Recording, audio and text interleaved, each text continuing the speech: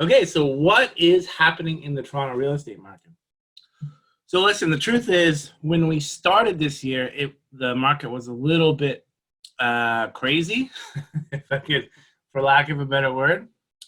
So January, February, first 2 weeks of March, there was not enough supply and lots of people looking to buy.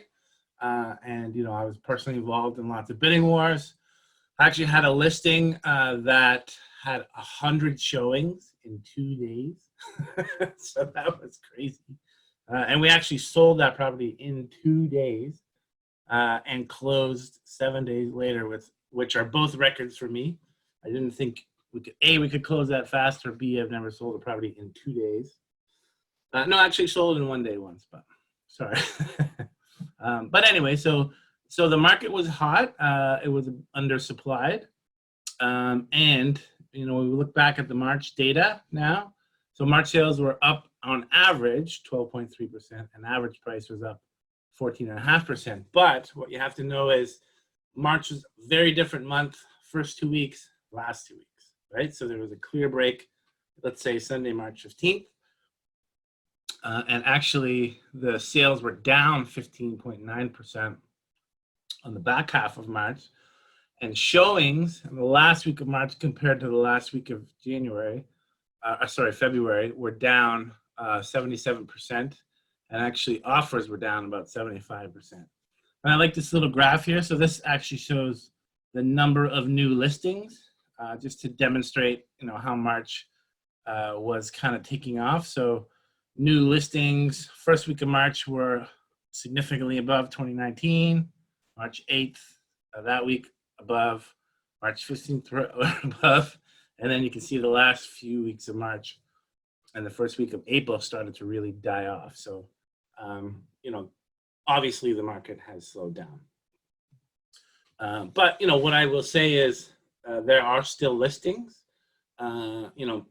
Buyers have decided to hold off their home purchase. Some have. I'm working with some. Some are still looking because there is an opportunity to buy right now. I'll talk about that later. And sellers have also, if they don't have to sell, they're off the market, sort of waiting for things to change. And they're not going to take a lower offer. Like if your neighbor sells a house for $1 million, you're not going to sell yours for $9 million if you don't have to, right? So really, it's people that kind of need to be in the market or want to be in the market are in the market right now. And let's talk about long term. So yes, we are going to have a big R recession. I think that's what the International Monetary Fund is saying to us. But the market will bounce back. So the fundamentals of the market hasn't changed. People still are going to want to live in Toronto, maybe more so now. I don't know. Ontario is creating lots of jobs. There aren't enough houses for people to buy. Housing supply is flat. The only thing we're adding is new condos. So right now, things have slowed down. I don't see massive discounts in purchase prices, but they will pick up again. I don't know when that will be. Nobody really knows. No one has a crystal ball. No one can tell you, but they will pick up. Some of the main buying options right now, one of them is to buy condos on what's called assignment. So what that means is you're actually buying not a physical unit. You're not registering the land. You're buying the right to own the property from the original buyer, if that makes sense. So in this timeline, sometime between construction and final registration, you're purchasing the right to buy the property from the original buyer. It's kind of a complicated process.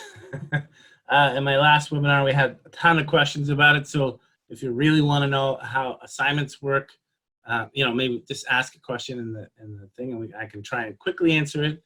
And if not, we can kind of have a follow-up discussion.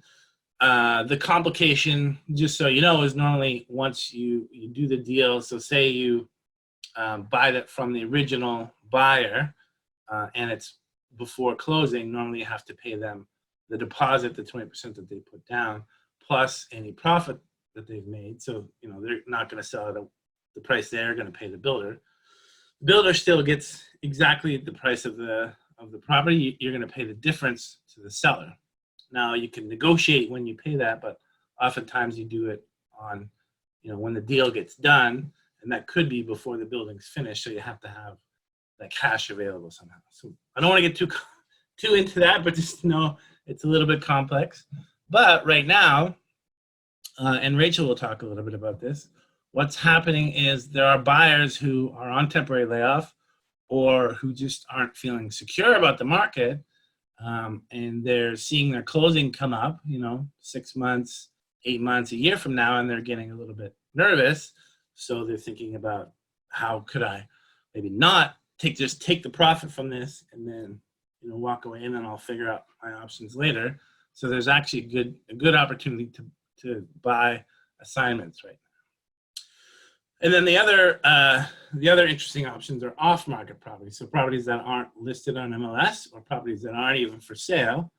And typically what we do, if you're interested in an off-market property, like what I've done for clients is in a condo, for example, we know that we like this, say 1 or 2 buildings. We like this style of unit, south facing, certain size, 2 bedrooms, 2 washrooms, that whatever. And then we'll reach out and contact either the agent of the unit holder or the unit holder themselves, just to see if they want to sell. And then oftentimes we can get a deal done before the property ever hits the open market. So those are interesting things. And right now it's an interesting time. People don't want to list properties for sale necessarily, but, you know, if the right offer comes along, they would probably take it. So that's why it's interesting. And then really, the assisted purchase program for Ontario homebuyers can help with all these things. And I'll let Rachel talk about that. I won't steal her thunder. I got a couple more slides, Rachel, and then I'm going to hand it over to you.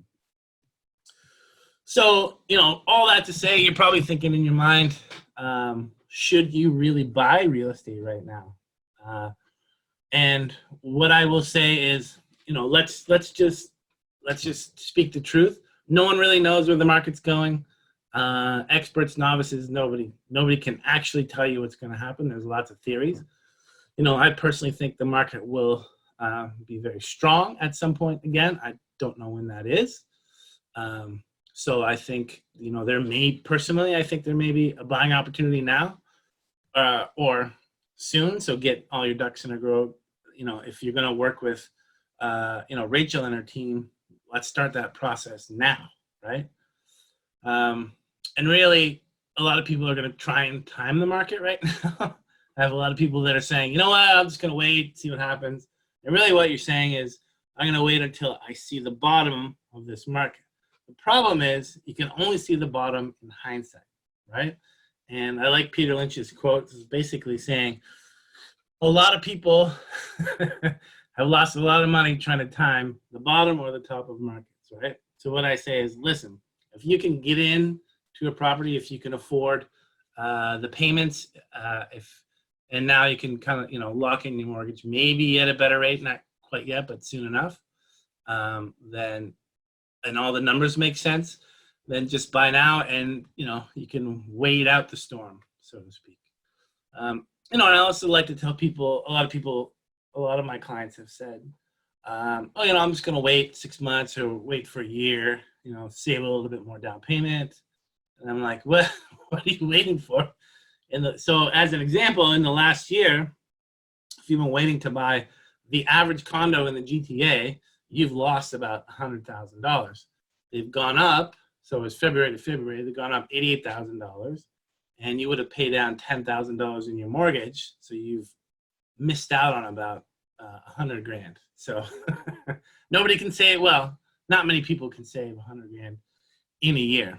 If you can, that's great, but you're probably thinking, wow, that's a lot of money. It is a lot of money. And if you're looking for a house, the average detached home is up $200,000 in the past year. So something to think about.